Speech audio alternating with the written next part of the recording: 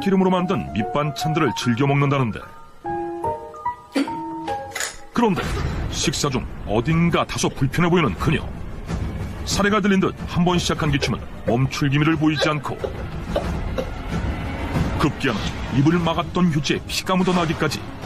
도대체 나기름 여사의 건강에 무슨 일이 생긴 것일까? 불안한 마음에 즉시 병원을 찾은 나기름 여사. 갑작스레 찾아온 이상 증세는 대체 무엇 때문이었던 걸까?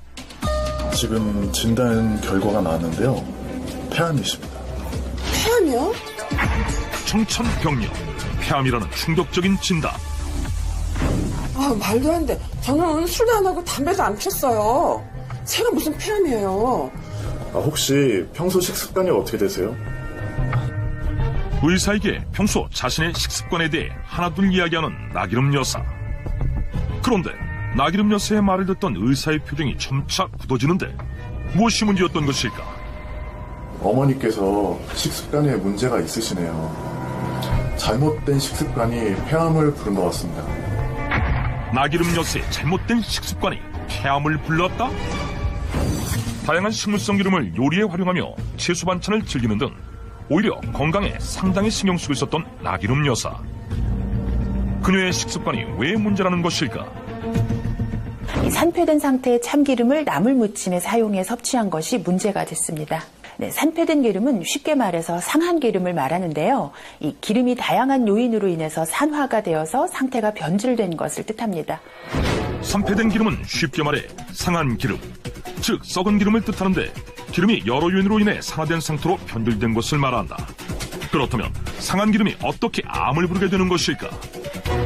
산패된 기름은 녹슨쇠랑 똑같은데요. 그만큼 건강에 나쁜 발암물질이 굉장히 많기 때문에 암을 발생시킬 수가 있습니다. 어느 정도 양이 많느냐? 산패된 기름은요, 여러분이 피우는 담배 있죠.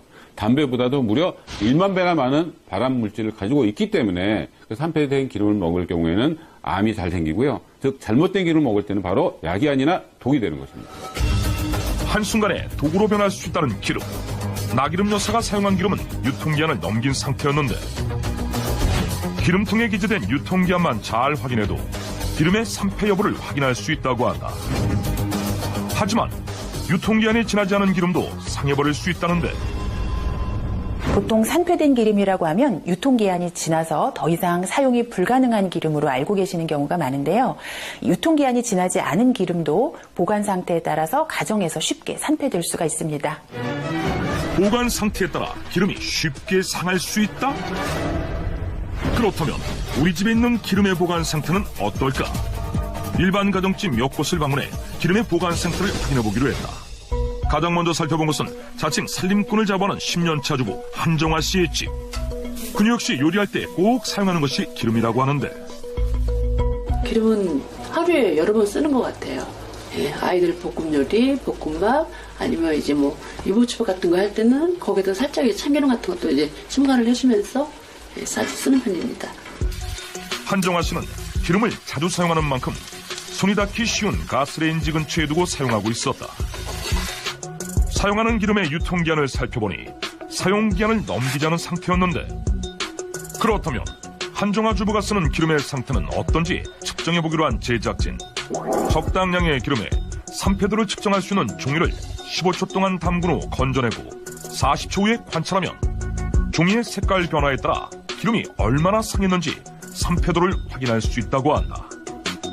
푸른빛의 측정지가 노란색으로 얼마나 변하느냐에 따라 기름의 산패도를 알 수 있는데, 4칸 중 2칸 이상이 노란색으로 변하면 기름의 산패가 진행 중이기 때문에 기름을 교체하거나 폐기해야 한다.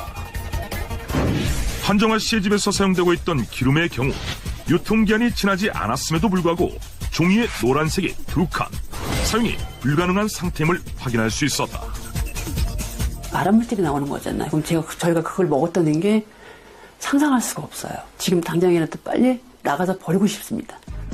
유통기한과 상관없이 기름이 상하게 된 이유, 다름 아닌 잘못된 보관법 때문이라는데, 기름을 눈에 잘 띄는 곳에 두시는 것은 좋지 않습니다.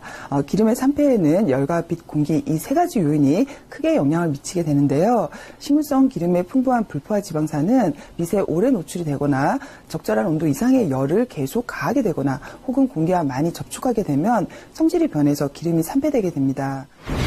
그렇다면 다른 가정집의 경우는 어떨까? 앞서 본 한정화 씨와는 다르게 기름을 가스레인지 근처가 아닌 찬장 안에 보관하고 있는 이진혜 씨. 지금 기름병 뚜껑이 좀 깨지긴 했는데 그래도 가스레인지 옆에 바로 두지 않고 그냥 이렇게 선반에 올려서 천장 안에 넣어서 보관하는 편이에요. 나름의 노하우로 기름을 보관하고 있지만 깨진 뚜껑을 그대로 사용하고 있는 상태. 혹시 기름에 영향을 끼치는 것은 아닐지 기름의 산패도를 측정해보기로 했다. 측정 결과 산패가 어느 정도 진행돼 종이가 노란 빛으로 변했는데 기름을 교체해야 하는 상태였다. 한숨이 먼저 나오고요. 제가 이런 기름을 먹었다는 게 정말 끔찍하네요. 또 다른 두 곳의 가정집을 살펴본 결과 기름의 뚜껑을 제대로 닫지 않고 휴지로 막아 보관하는 경우와 기름을 햇볕이나 형광등 같은 직사광선이 노출되는 곳에 보관하는 경우가 있었다. 이 두 가지의 경우 기름의 산패도는 어떻게 나타날까? 산패 측정 결과 사용 불가와 교체 수준으로 두 경우 모두 기름이 상한 상태임을 확인할 수 있었다. 일상에서 쉽게 상할 수 있는 기름, 그렇다면 어떻게 보관해야 할까? 청균수에서 알려주는 똑똑한 기름 보관법. 첫 번째, 열을 피해라. 기름은 가스레인지 근처에 두지 말아야 한다. 두 번째, 공기를 피해라. 휴지로 기름구멍을 대체하지 말고 깨진 뚜껑 또한 사용하지 말아야 한다. 세 번째, 빛을 피해라.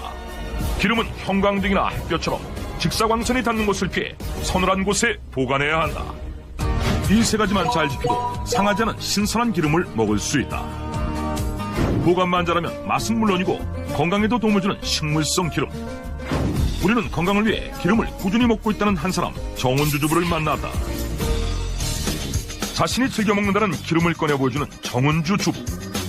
수납장에서 하나둘 꺼내기 시작하더니 끝도 없이 나오는 기름. 참기름부터 포도씨유, 코코넛 오일까지 가짓수도 다양한 기름들. 개수를 세어보니 무려 15개. 처음에 저 건강 때문에 하나씩 먹기 시작했다가 여러 개 종류별로 사 먹게 되니까 온 동네에 소문이 나게 좀 애호가가 되지 않았나 싶어요. 40대에 들어서면서부터 건강식품에 관심이 생겨 다양한 기름을 구입하게 되었다는 정은주 씨. 무엇보다 기름 보관에도 남다른 노하우가 있다고 한다. 요리하다가 이게 열이나 이런 것 때문에 뜨겁거나 그럼 상할 수가 있거든요. 그래서 밑도 차단하고 이렇게 어두운 곳에 딱 안에다 딱 넣어서 보관해요. 제대로 된 방법으로 기름을 보관하고 있는 정은주 씨. 꺼내 보여준 기름은 바로 다시 제자리에 넣어 정리한다. 그런데 덩그러니 남아있는 기름 하나. 신문지에 둘둘 쌓여있는 병 속에는 어떤 기름이 있을까? 이거요? 이거 들기름이에요. 정체는 다름 아닌 들기름. 그런데 왜 들기름은 수납장에 넣지 않고 신문지로 감싸 놓은 것일까? 들기름이 다른 기름보다 산패가 좀 빠르다고 그러더라고요. 그래서 빛을 딱 차단하게끔 신문지에 꼭 싸서 꼭 냉장고에 넣어서 보관해야 돼요. 다른 기름보다 쉽게 상하는 들기름은 빛과 열을 최대한 피하기 위해 신문지로 감싸 냉장 보관하는 것이 좋다고 한다. 완벽하게 보관되고 있는 기름들.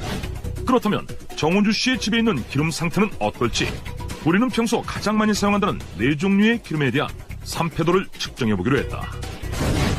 측정 결과 4종류의 기름 모두 산패가 진행되지 않은 신선한 상태임을 확인할 수 있었다. 여러 종류의 기름을 제대로 보관하며 요리에도 다양하게 이용하고 있는 정은주 씨. 그만큼 건강에도 자신 있다는데. 그냥 산패된 기름도 하나도 없었고 저는 식물성 기름 골고루 다 섭취하고 있기 때문에 건강은 전혀 걱정 안 하고 자신 있는데요. 몸에 안 좋을 거라고는 생각 안 해보셨어요? 식물성 기름인데요. 그리고 보관도 너무너무 잘 냉장고도 잘 하고 있기 때문에 걱정 하나도 안 해요. 기름을 꾸준히 섭취해왔다는 정은주 씨의 건강 상태는 어떨지 병원 검사를 통해 알아보기로 했다. 다음 날 검사 결과를 확인하기 위해 담당 의사를 찾아간 제작진. 과연 정은주 씨의 검사 결과는 어떻게 나왔을까? 지금 정은주 씨 피검사 결과 같은 경우는 콜레스테롤 중에 총 콜레스테롤이라는 수치가 219로 정상보다 높게 측정이 되었습니다. 총 콜레스테롤 같은 경우는 정상 수치를 200 미만으로 보고 있고요. 그리고 나쁜 콜레스테롤 LDL 수치도 128이면 정상 이내에서는 좀 높은 편이라고 할 수 있겠습니다. 그래서 고지혈증을 의심할 수 있겠습니다. 고지혈증이 의심된다? 고지혈증이란 혈액 속의 지방 성분이 정상보다 많은 상태로 뇌졸중이나 동맥경화 같은 심혈관계 질환을 일으키는 원인 중 하나이다. 건강에 좋은 기름을 다양하게 섭취하며 보관 또한 잘하고 있었던 정은주 씨. 그럼에도 불구하고 콜레스테롤 수치가 높게 나온 이유는 무엇이었을까? 그 문제점을 알아보기 위해 출동한 전문가. 똑똑한 기름 섭취법을 전달해줄 한의사 정세현 원장. 평소 정은주 씨가 기름을 어떻게 사용하는지 살펴보기로 했는데 가장 즐겨 먹는다는 달걀말이를 준비하는 정은주 씨. 달걀 부침에 사용할 기름을 꺼내둔 다음 예열된 팬에 기름을 넉넉히 둘러준다. 아, 지금 무슨 기름 쓰시는 거예요? 네, 들기름이요. 아, 그럼 계란말이 하시는데 들기름 쓰세요? 들기름으로 해도 훨씬 고소하고 맛있는데요. 아, 네, 알겠습니다. 달걀말이에 이어 선보일 요리는 고구마 튀김. 튀김에 사용할 기름을 준비한 뒤 예열된 팬에 가득 부어주는데 어머님, 이건 무슨 기름이에요? 네, 올리브유요. 튀김할 때 올리브유 쓰세요? 네네네. 튀김을 아무래도 기름 되게 많이 먹게 되잖아요. 그래서 몸에 좋은 올리브유로 해가지고 올리브유로 써서 튀김을 먹어요. 네. 건강을 위해 고구마 튀김을 할 때는 꼭 올리브유를 사용한다는 정은주 씨. 올리브유와 들기름을 활용한 간단한 요리가 완성됐다. 어머님, 이거 이제 다 완성된 거죠? 네네. 근데 오늘 요리하신 거 다 버리셔야 될 것 같아요. 왜요? 이거 드시면 암 걸리실 수 있어요. 암에 걸릴 수 있다는 충격적인 말. 정은주 씨가 만든 요리, 대체 무엇이 문제인 것일까? 이게 왜 문제냐면요. 기름도 어떤 요리를 하느냐에 따라서 다르게 사용돼야 돼요. 근데 아까 그 계란말이 사용하셨던 들기름은 열을 가면 안 되는 거고요. 또 아까 튀김에 사용하셨던 올리브유도 튀김에는 절대 사용하시면 안 됩니다. 어머니 혹시 그 기름 구입하실 때 네. 뒤에 숫자 보세요? 숫자, 가격 이런 거 말씀하시는 거예요? 아니, 가격 말고요. 그 기름병 이제 뒤에 보면 숫자가 나와 있거든요. 그러니까 사용하실 때는 항상 이걸 확인하시고 사용하셔야 돼요. 자, 아까 기름장에 자, 어머니 보세요. 네. 여기 이거 보이시죠? 아, 네네. 여기는 이 숫자가 그 기름의 발연점이라는 거예요. 발연점이 뭐예요? 발연점은 기름을 가열했을 때 연기가 나기 시작하는 온도를 얘기해요. 그러니까 발연점이 넘으면 기름이 가지고 있는 영양성분은 싹 다 파괴가 되고 불포화 지방산은 다 트랜스 지방으로 바뀌고요. 그리고 더 중요한 거는 벤조피렌 같은 발암 물질이 급격하게 많아져요. 발연점이란 기름에서 연기가 나기 시작하는 온도를 말하는데 기름에 따라 발연점이 각기 다르다고 한다. 실제 실험을 통해 기름의 발연점을 확인해보기로 한 제작진. 올리브유와 포도씨유, 카놀라유 세 가지 종류의 기름을 각각의 프라이팬에 둘러 동시에 가열해봤다. 잠시 후 가장 먼저 연기가 나기 시작하는 올리브유 팬. 온도를 확인해보니 약 160도로 측정됐다. 이어 포도씨유를 두른 팬에서 연기가 나기 시작하고 온도를 확인해보니 올리브유보다 높은 210도였다. 그리고 가장 마지막에 연기가 난 카놀라유의 온도는 무려 260도가 넘었다. 각기 다른 온도에서 연기가 나기 시작한 기름. 우리는 실험을 통해 기름마다 발연점이 다르다는 것을 확인할 수 있었다. 발연점이 넘어가면 기름 자체에 발암물질이 생성돼 위험하다는데 기름이 탈 때 나오는 연기 또한 발암물질이라고 한다. 천균설에서 알려주는 똑똑한 기름 섭취법. 기름의 발연점에 따라 요리법 또한 달라야 한다. 160도에서 170도 정도로 발연점이 낮은 참기름이나 들기름은 열을 가하지 않는 무침 요리에 적합하고 올리브유는 간단한 볶음 요리, 발연점이 높은 포도씨유나 카놀라유는 구이나 튀김에 적합하다. 잘못된 방법으로 기름을 사용했던 정은주 씨. 들기름으로 볶음 요리를 하고 올리브유로 튀김 요리를 하는 등 잘못된 방법으로 기름을 계속 사용하면 건강에 안 좋은 영향을 미친다는데. 그리고 또 하나의 문제가 있어요. 네. 어머님 도대체 하루에 기름 얼마나 섭취하시는 거예요? 식물성 기름은 몸에 좋잖아요. 그래서 국이나 조림, 볶음할 때 몇 끼니 한 3숟갈 이상씩 꾸준히 먹는 것 같아요. 어머님, 아무리 식물성 기름이 이제 몸에 좋지만요, 과잉 섭취하시면 당연히 건강에 악영향을 끼치게 돼요.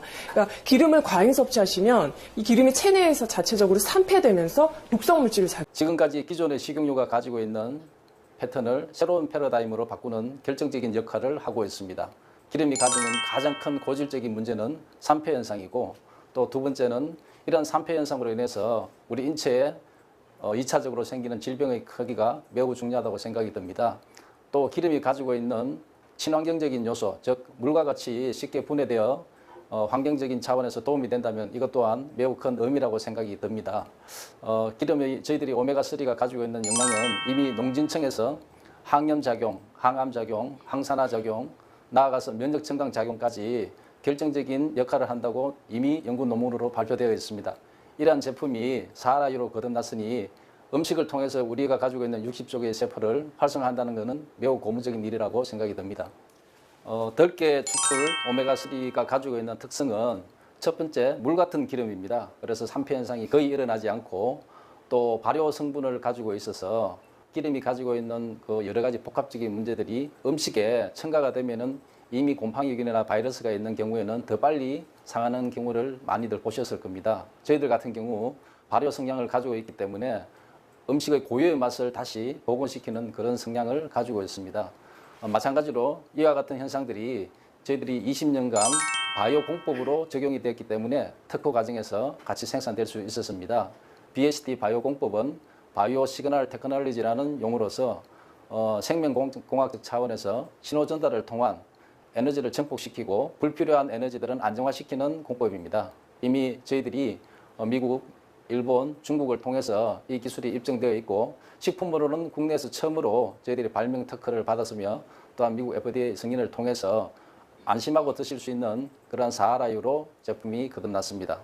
마찬가지로 이제 기름에서 가지고 있는 좋은 성분을 우리가 흔히 압착성과 정제성을 구분을 짓고 합니다. 사하라유에는 생으로 짤 수 있는 해바라기 압착성 기름이 들어가 있고, 이 해바라기에는 오메가6라는 아주 중요한 생리 활성 물질이 들어가 있습니다. 오메가3가 알파 리놀렌산이라면 오메가6는 감마 리놀렌산으로, 이 두 가지는 음양의 조화처럼 가장 이상적으로 인체에서 효율성 높은 면역성 증강이라든지 아니면 항산화 작용이라든지 항염 작용을 하기 때문에 아마 드시면서 매우 놀라운 부분까지 소비자들이 체험하실 수 있을 것 같습니다. 나머지 카놀라유는 이미 보편화되어 있는 안정성 있는 기름이기 때문에 오메가9이 풍부하게 들어있어서 우리 일상생활에서 식용유라든지 튀김유, 발연점이 높은 음식을 조리할 때 사용하셔도 매우 무방한 성질을 가지고 있기 때문에 가장 이상적인 오메가3, 6, 9의 궁합을 통한 사하라유야말로 정말 획기적인 그런 기름이라고 생각이 됩니다. 지구상에서 가장 슈퍼 오일이 두 가지가 있습니다. 첫 번째는 들깨에서 추출한 기름이고, 두 번째는 아마 기름이라고 합니다.